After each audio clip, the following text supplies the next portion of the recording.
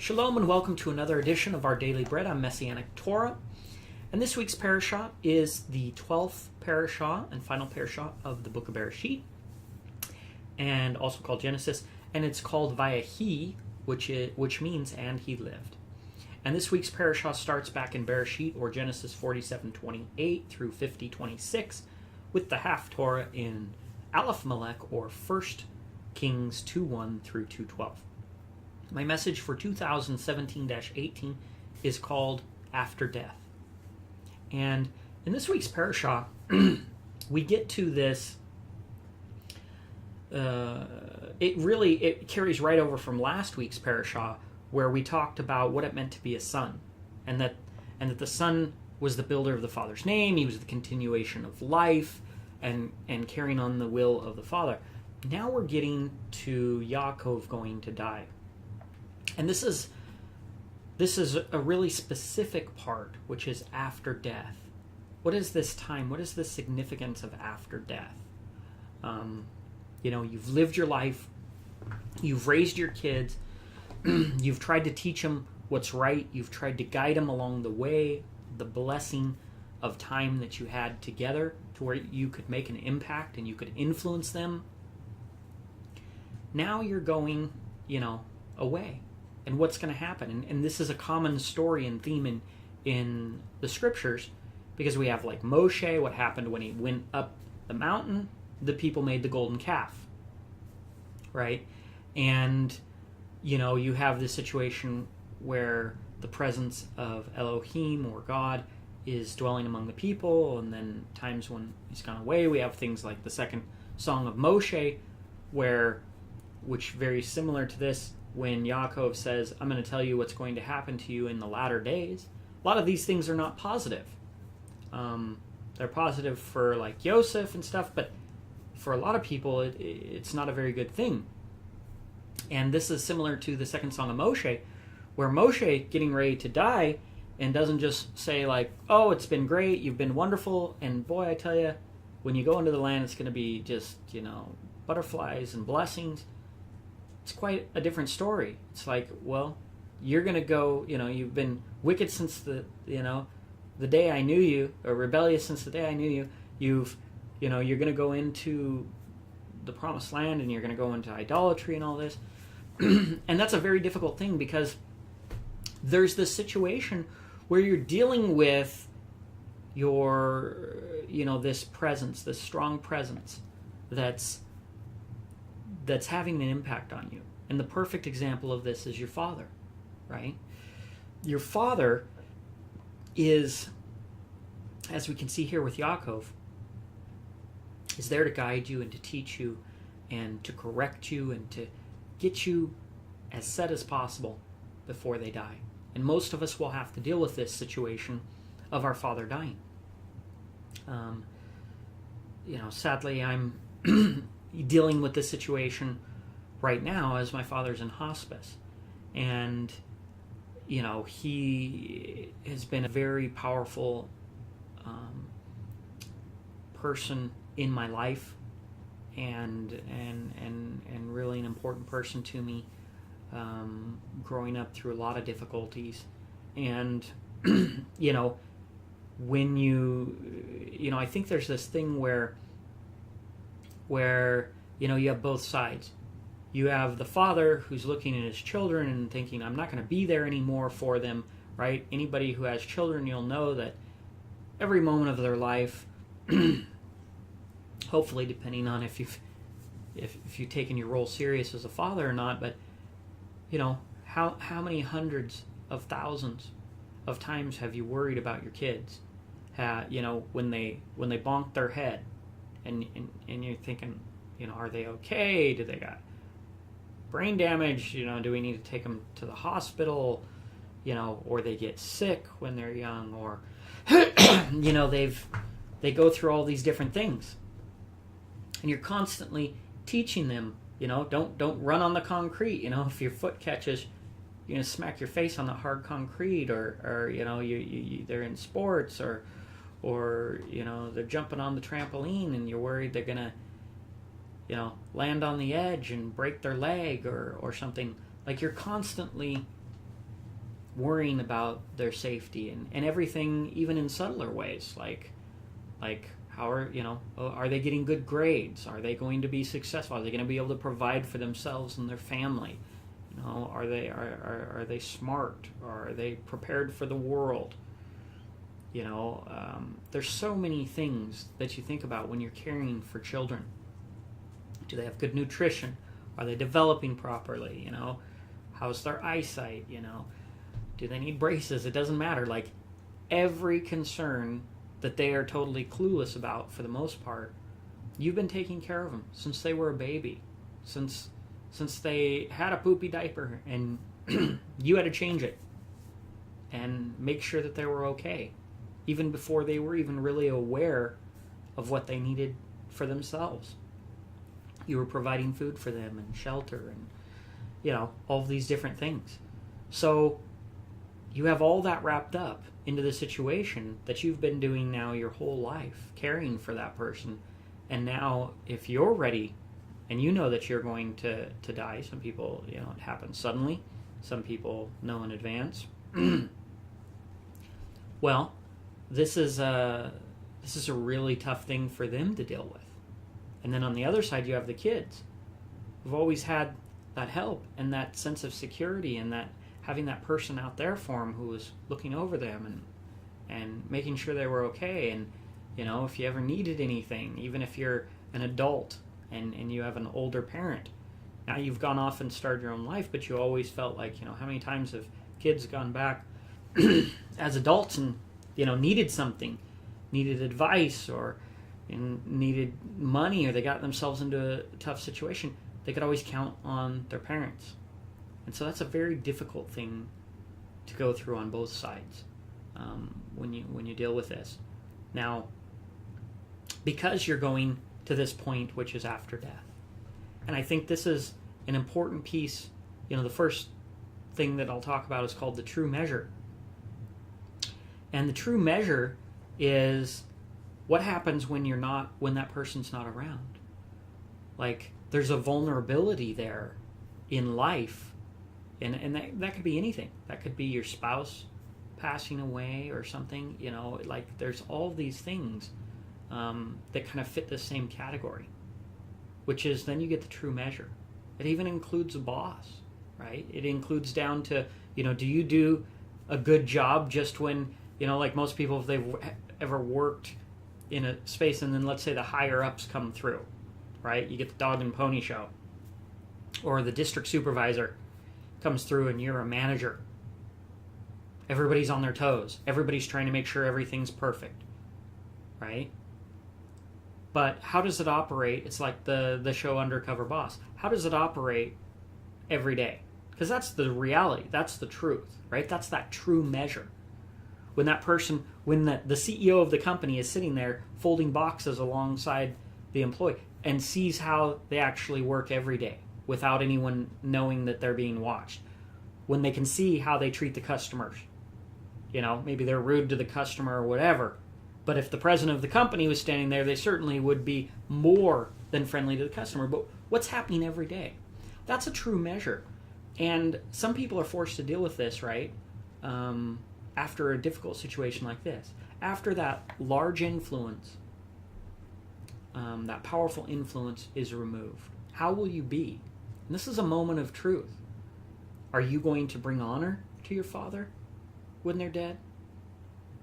Are you going to, were you just acting that way, like we see all the time, kids, turn 18 and then they're, oh, well, I'm my own person now. I'm getting out of here. I don't have to listen to your rules anymore. I'm going to go get my own place, do my own thing. Even though that's how society kind of trains things to be, I don't think that's healthy at all. And I disagree with that whole concept.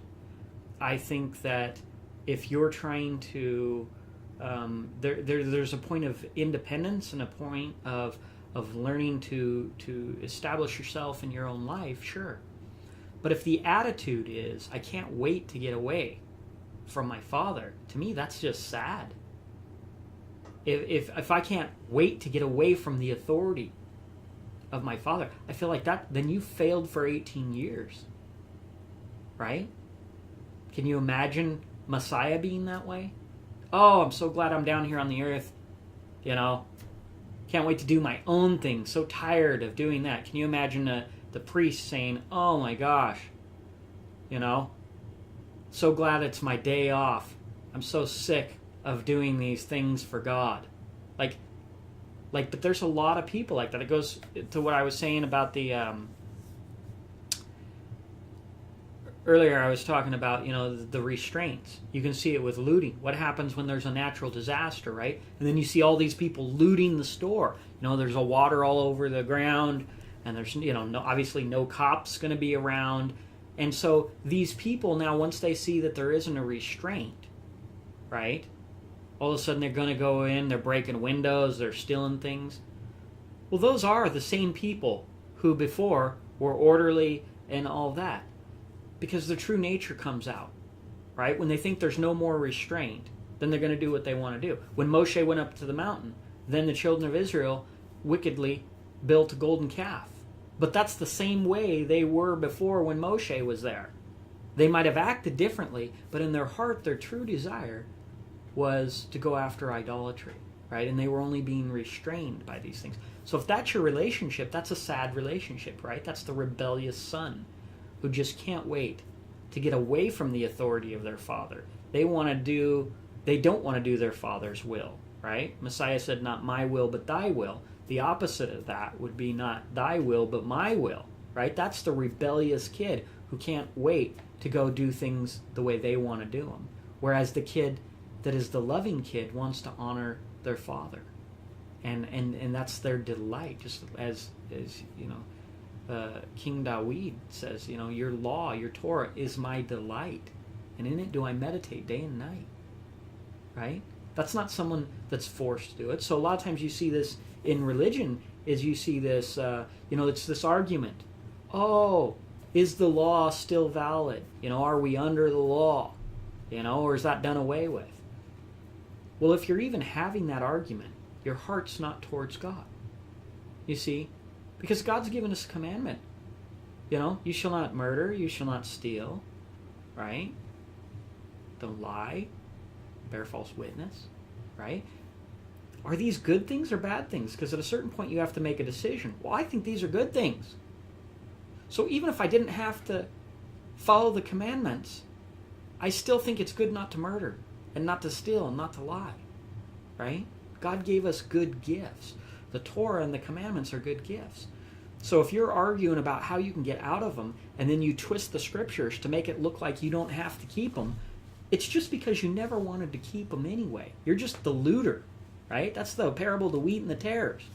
The tares, which are poisonous, they look in the beginning like the wheat, and so they're going to grow up together and they look like they're the same. The people next to you, the people in the congregation. You know how many people I've seen come into the Torah and come in and they're zealous and they're tallits and they're Hebrew prayers and they're all this and all this stuff, right? And years later, they're not keeping the Shabbat. They're not eating kosher. They're celebrating Christmas. They've gone back to being totally secular. I've seen that over and over and over again, right? And so when people come in and they're all zealous and they're all this, it's like, yeah.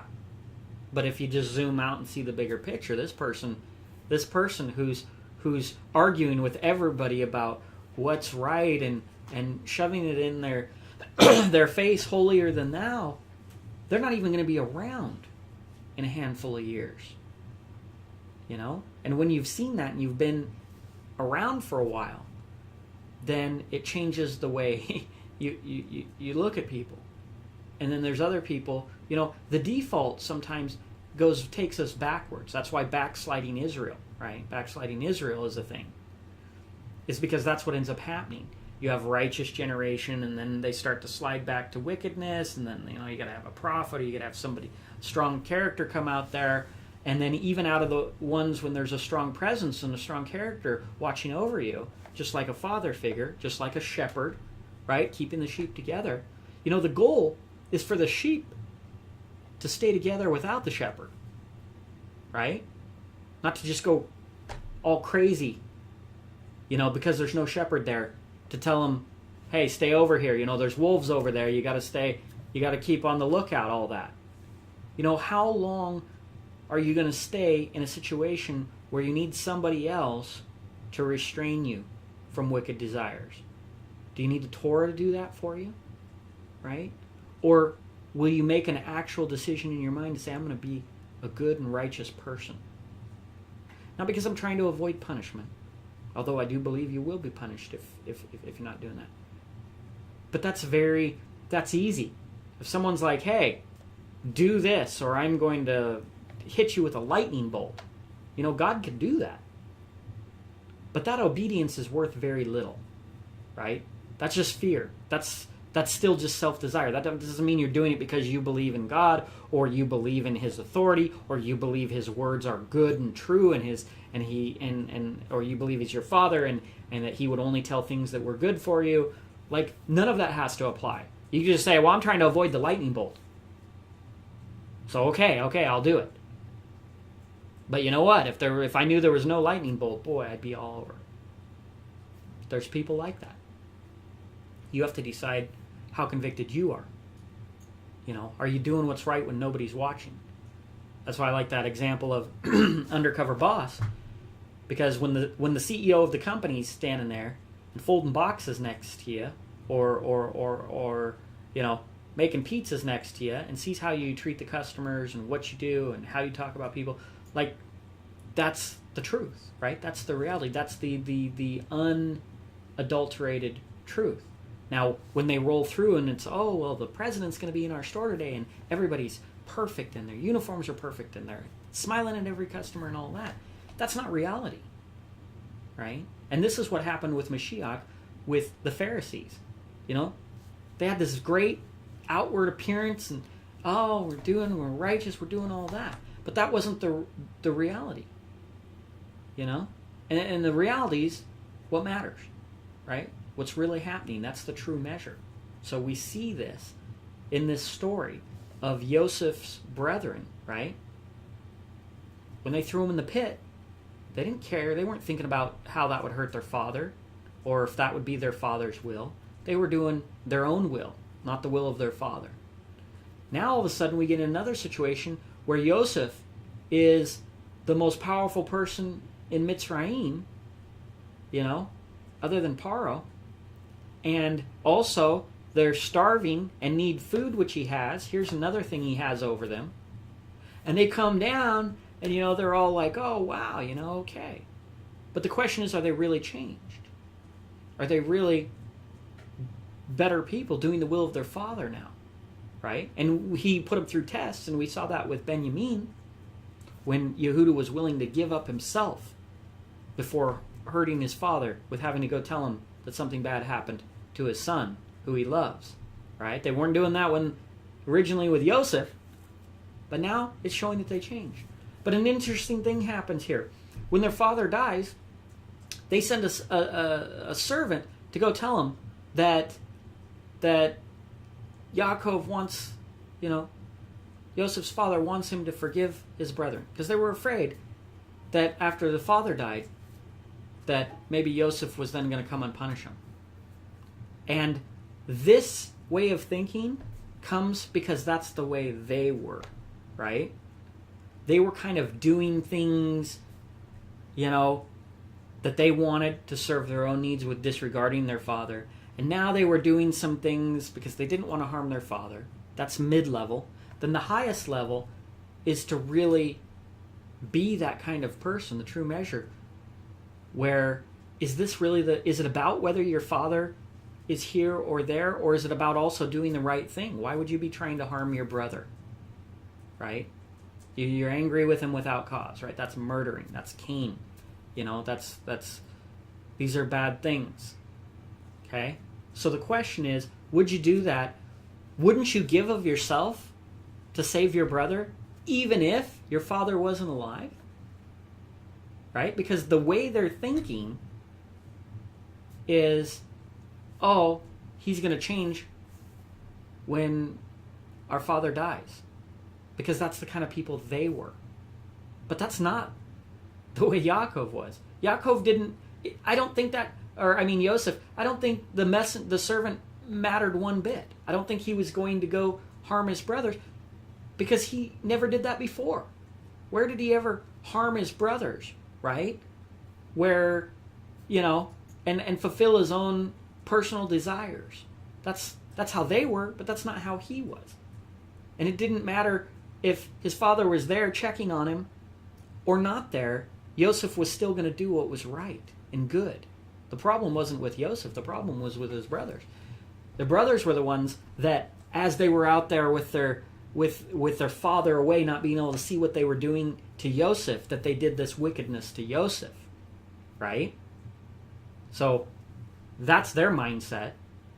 They're hiding their wickedness and then coming back and acting like, oh, an evil beast must have done this, right? This was their mentality, wasn't Yosef's mentality. So it's funny that they did this at the end, again, coming from their mindset where he might change. But Yosef was always doing what was right. And so this goes beyond, this is about the power of the presence, right? The people who are really serving God wouldn't make the golden calf even if Moshe went away. Because if Moshe's presence being there is the only thing keeping you from doing idolatry, then you're an idol worshiper, right? You're just curbing that because it's not convenient for you to be that way. So all of us have to look at this concept of, and this is this duality of after death. It's not only after the death, after the removal of authority, after the removal, let's say the law's done away with, how many are still keeping it? If nobody's keeping it, then nobody really loved the law in the first place. Right? And this goes to the same with Messiah. Everybody can say, oh, we love him, okay. As he said, if you love me, keep my commandments. Well, then in that case, then what's going to happen to the crowd? A lot of them are going to say, nah, I don't want to really keep those commandments. Cool, then you didn't love me. Then you were just saying that, right? But you didn't really mean it. Because that's what he lived his whole life. That was all about what he was about. That was everything who he was. So if you don't like those things, then you don't like him either. You can't have both. You can't say, hey, I like them. I love you, but I don't love the commandments that you're keeping. Because that was who he is. Right? It's the same way I talk about it. They talk about, a lot of times the problem is Christianity focuses about, did you know Jesus died for your sins? That's a selfish thing. That's a what's in it for me. Oh, somebody paid off my debt? Well, yeah, then I think that I'm going to talk good about them. They're a great person. Are they really a great person? Were they a great person before they did something for you? Or were they, just because they were a great person? Or are they just a great person because if Hitler paid off your debt, you'd be like, yeah, he's a good guy. You see, that's just a bribe. You have to take out your reward. What if you weren't going to get eternal life? What if he didn't die for your sins? Do you have any interest in him or his teachings at that point? I think for most people they don't. I think if the what's in it for me variable was changed and removed, I think most people would be like, nah, no interest. Then there truly is no interest. Right? If it wasn't because, hey, you're going to get some reward or some blessing or you're going to go to heaven, or even though you were a sinner and you did all these rotten things, but someone's going to tell you, hey, all that's forgiven. Oh, okay. Where do I sign up? That's an incentive. You're chasing after the incentive. But you have no interest in the person, yet the same people will be sitting there singing songs. Oh, how God is great and Jesus is the best and all this stuff. That is he? If he didn't do any of that stuff for you, if you were going to get no benefit out of it, are you still going to sing all these songs about how awesome he is? Because see, I think he's awesome. Even if I get sent into the lake of fire, I still think his principles are right and righteous and good, and it's me that failed. Right? If I get nothing out of this, if I get punishment out of this, I think the Torah is great. It's amazing. I think the Word of God is true. I think it's good for people. I think it is a blessing. And I think not doing it is a cursing. Those things are a fact, regardless of what's in it for me or who you are. Oh, are you part of, Israel or a Hebrew or God's chosen people or Christian or the people who are going to go to heaven or all these things, right? Everybody wants a membership in. They want to say, here, there's something in it for me. Where's my paycheck, right? How many people go to work if there's no paycheck? There's an old saying, if you want to find the true thing that you should do for a living, what you're passionate about, what would you do if you didn't get paid for it? And you still do it. Then that's probably something that you love doing. And so maybe go focus on building a career or doing something in that line. Because if you love it so much that you do it even if you weren't paid for it. Right? And the same thing applies to religion. I mean, if you're just here, to sign up to win the free car, like the things they have in the malls where you fill out a little thing and we're doing a giveaway. You're there because they're giving you something. If they weren't giving you something, you wouldn't be talking to that company. You wouldn't have any interest in it. It's an incentivized situation. And we all have to look at that and say, why are we doing these things? Because you want to get yourself to a higher level. It's not an argument about whether we have to do these things or not. It's not about just the punishment. Like if that's the only thing, then that's better than being a dummy who comes in and is going to get punished for doing something wrong. You're going to walk out on the street, get hit by a car, and you don't even know it because you're unaware. Well, if you don't, want to get hurt, you don't walk out on the street. That's a good, the fear of Yod-Heh-Wah is the beginning of wisdom. There's consequences. It's good to start there. It's just that's not the ending point. Hopefully along the way you study the Torah and you learn the things and you learn that these are right things and good things and you learn about yourself and you learn about the Father who created all this Torah and all this law and you start to love the Torah, right? Just as King David said, it's not a burden. It's his delight, right? I mean, if you're just like, got to keep this holy day or the Shabbat, I can't go work, I can't go do this, I can't go do... What do you mean you can't go? That doesn't sound like you're really enjoying the day, talking about what you can't do. What about what you can do? Oh, I get a rest. I get to study the Word of God without any distractions.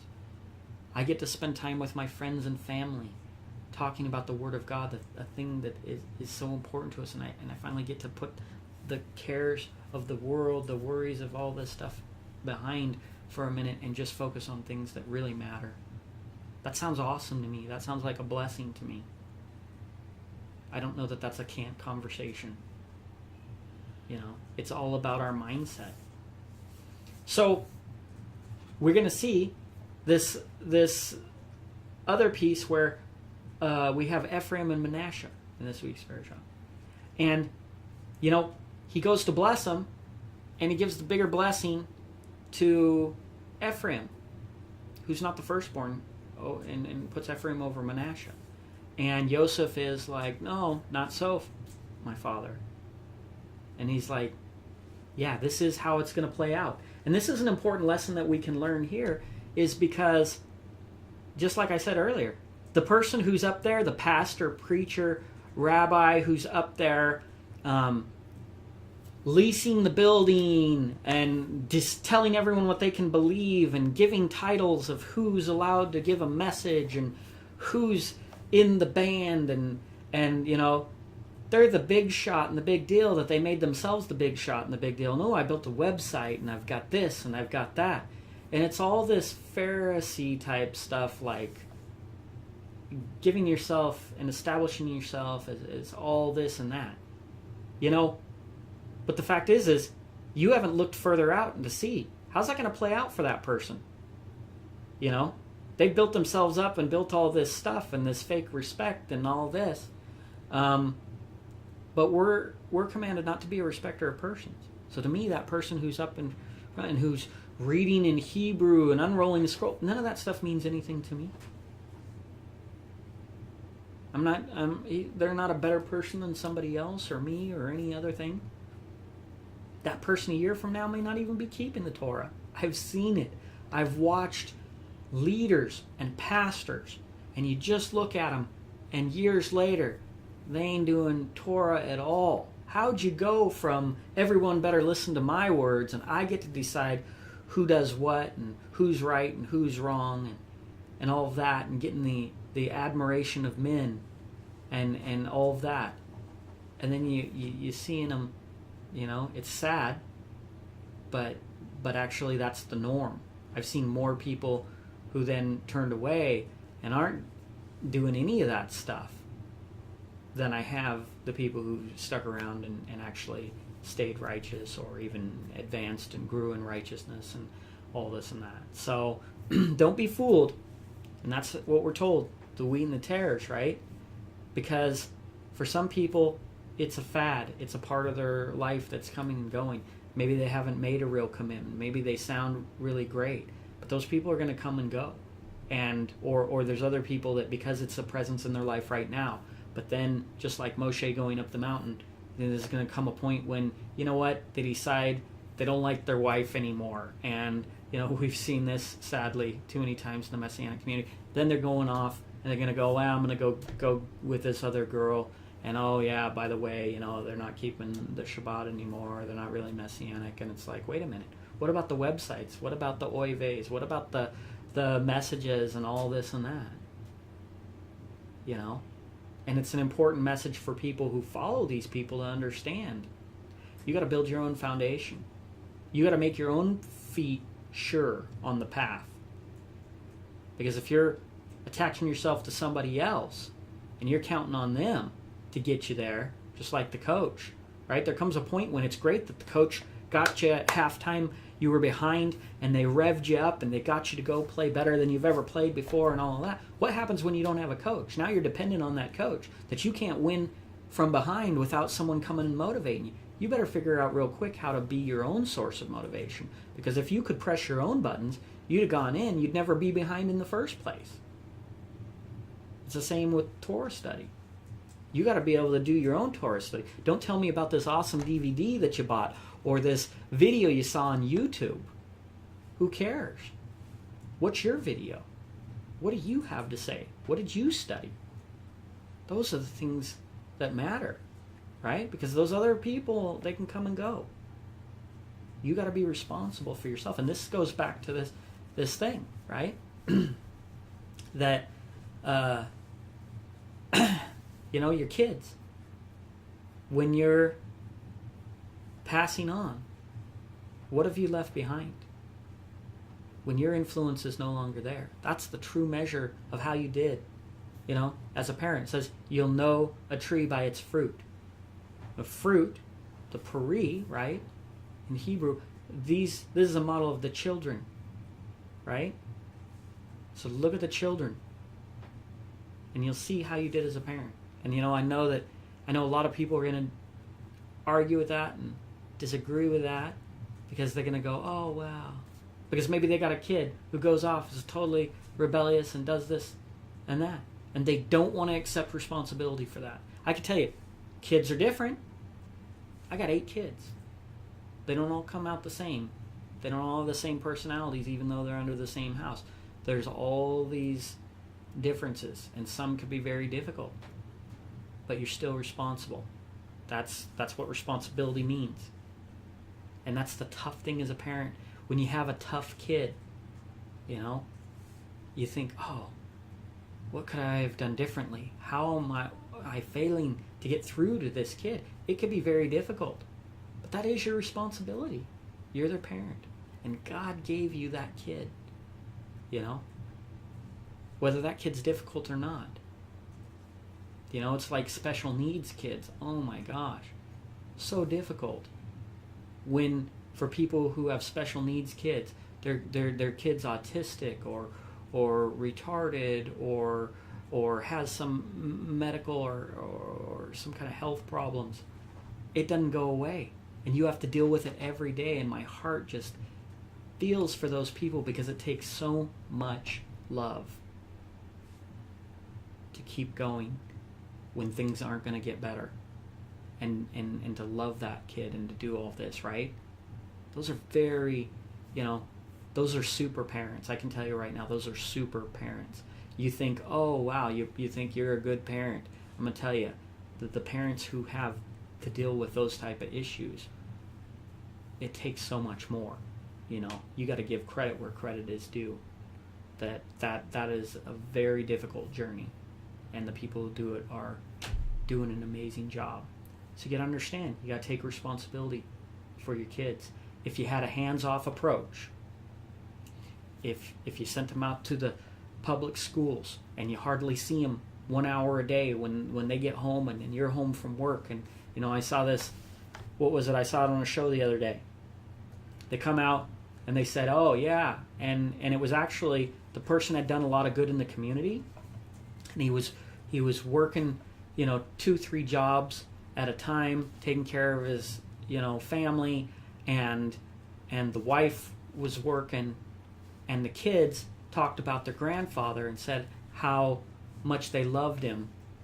He had died, and how much he loved him. They taught him how to ride a bike.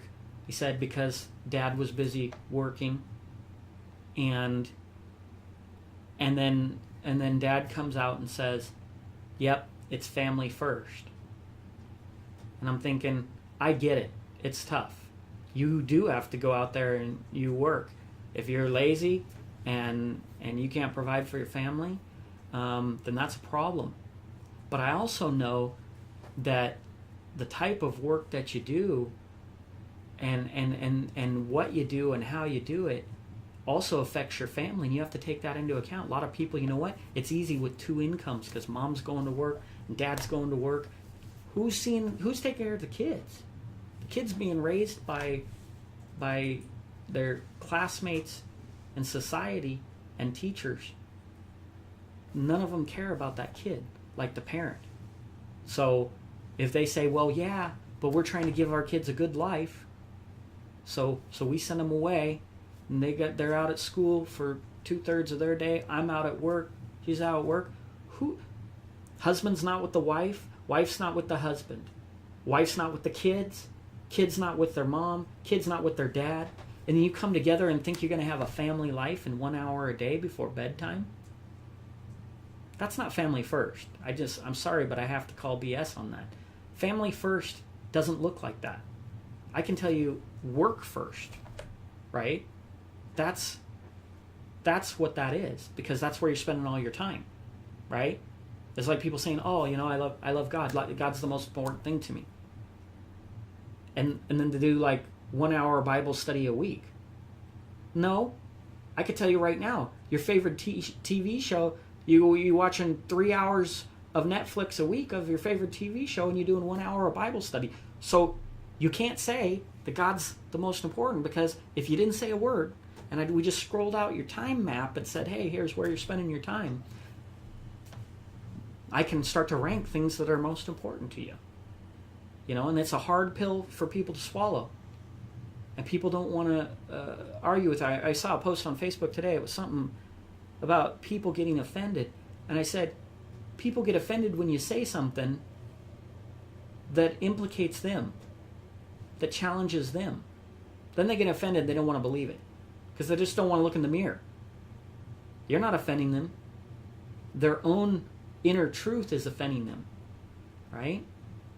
Look, being a parent is very difficult. And who knows if you've done it right or wrong. Like, there's no one way to parent. But I can just tell you, it's a gut check.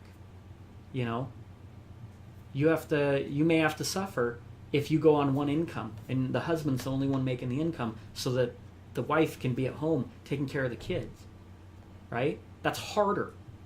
And people who do that can say family first more than the people who didn't do it.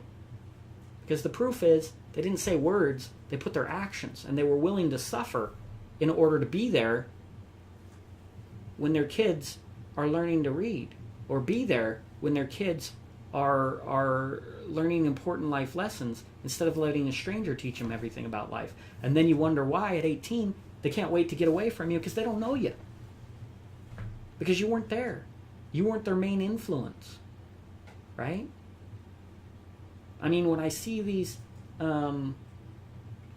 things, and it talks about the mourning and how great the mourning was of Yaakov, and I can tell you why. Because Yaakov made an impact. When Moshe died, how great was the mourning? Because Moshe was a difference maker in everybody's life. For some people, he restrained them from doing evil, and hopefully that allows them enough time to actually understand good and right and wrong, and start to be able to, just like a kid, stand on your own 2 feet. Some of the people were probably just wicked, and they weren't going to be changed. These are the people who wanted to, kill Moshe and get rid of him and all this and that. And then other people, he made a big impact on, and when he was gone, they continued to do what was right because they believed in what was right. This idea of death in life, right? Look at the whole promise of the scriptures. Eternal life. That's this after death thing. Everybody wants this thing after death to be good. And we put that in the picture of what happens when Moshe dies, what happens when your father dies, what happens when those important people who influenced you are removed. The goal is that nothing changes. The goal is that you make them proud. The goal is that you go on and become even more righteous, right? So that they can be proud of you, so that you could do their will, that a son makes his father proud. Because all of the things and the time and the influence that he had wasn't in vain. It wasn't a restraint just holding him off from doing what's wrong, but it was an environment that nurtured and created the right things and created fertile soil for goodness, so that that person grows up to be an amazing person. And from out of that, even if it wasn't perfect, you did a good job as a parent, and you did a good job as a child to grow into something and take on that responsibility of being amazing and honoring your father in being the person who you are, honoring your mother by being a righteous woman. And that even includes being more righteous than your parents. That brings honor to them, because you've gone out and you've elevated the bloodline, you've elevated their name and their authority by being an even better person. You hope that every generation, you make all the impact you can on them, and then you hope that you've really taken the time, because there's no excuse when you say, oh boy, yeah, but wait till they become teenagers. Oh, wait this. People who say that, don't get me wrong, it's challenging. But you also are responsible to rise to that challenge. And so the terrible twos, if that disrupts you as a parent, then you're not trying hard enough. If becoming a teenager wrecks your whole thing, were you teaching them the right things for 8, 9, 10, 12, 15 years that they all of a sudden went off the deep end in 1 year? I find that hard to believe, right? It's not impossible, because we're all individuals, right? But if you knew that could happen, did you never think that could happen? Or if you knew that might happen, did you hedge against that and train against that and prepare against that all those years and create that deep relationship so that they wouldn't do it, and put them in times of testing so that they could have that freedom and see that they don't take freedom and turn it into something that's bad for them? I mean, there's a lot of work and forethought and everything that goes through. But if you don't put any forethought and strategy into it, and then you just wait, and then it happens, and then you go, oh my gosh, didn't expect that to happen, then you should have thought about that earlier. We can't think of everything, but we absolutely have to know the responsibility that you're responsible for those people. So that includes figuring out how things can go wrong and hedging against that. If you look in your own life, I have daughters, and I'm thinking, oh my gosh, if you marry the wrong person, it could really mess your life up. You want to marry some abusive husband, or some husband who doesn't keep Torah and is going to lead you down all kinds of horrible paths.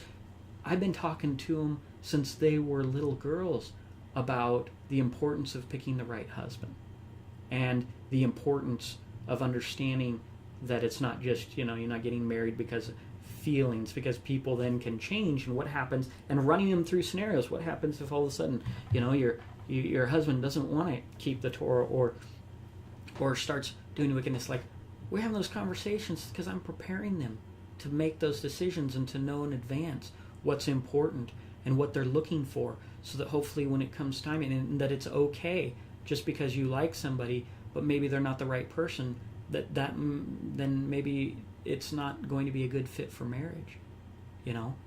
Then when you get to that point where they're doing that, if they've been fully prepared, I think that's going to be a little bit different than just saying something or saying nothing, and then all of a sudden you have a great daughter who goes out and marries some horrible person and it ruins their life, and you're talking about how tragic it is.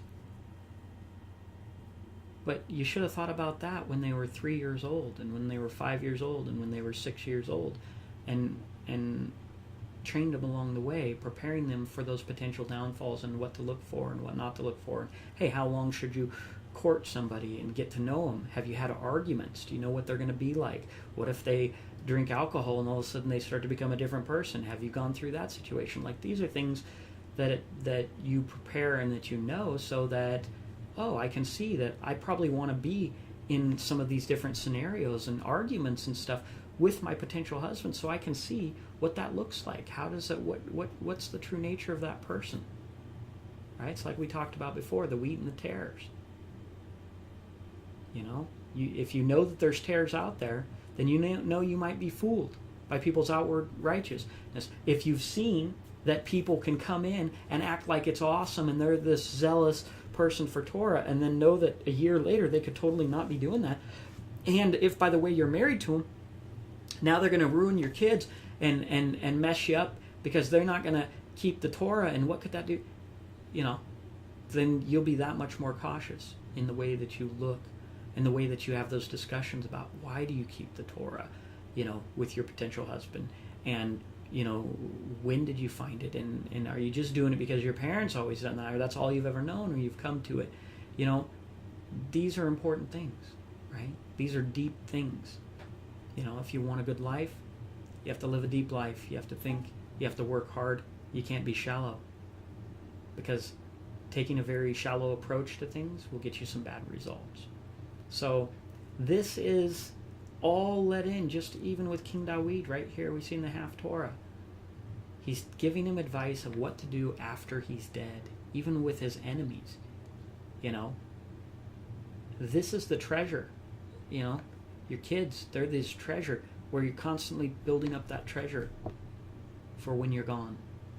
And hopefully, life is difficult and many variables can come at you. But the more prepared you are, the more likely you're going to be able to overcome it. There's no guarantees, but it's our job as parents to prepare our kids as best we can, and to prepare ourselves, and to look at ourselves and say, what are those things? What's that good advice I am not taking? Whether it be the Torah or something your father said, or something a mentor or someone said. Am I listening? Am I being self-willed? Am I doing things that are destructive for me, my family, my relationships, whatever it is? We have to have this level of self-awareness for ourselves and for our children. I hope this was a blessing to you. It goes to show you that after death, right, whether it's our death and we're having to face the consequences for our whole life and look at it and think about, whoa, I made some really bad choices, right? If you know that could happen, then now while you're alive, you can start to make better choices that you're not going to be embarrassed about. And it's the same thing with your kids. If you can imagine your kids growing up and being horrible people, right? I mean, there's bad people out in the world. What could you have done differently? If you knew that might happen now, how much more time and energy would you spend in making sure you get it right? Or maybe they grew up and they were unprepared for certain things. What can you prepare them for now so that they don't end up, going in a bad way? So, hope this was a blessing to you. Until next time, I'm going to say shalom.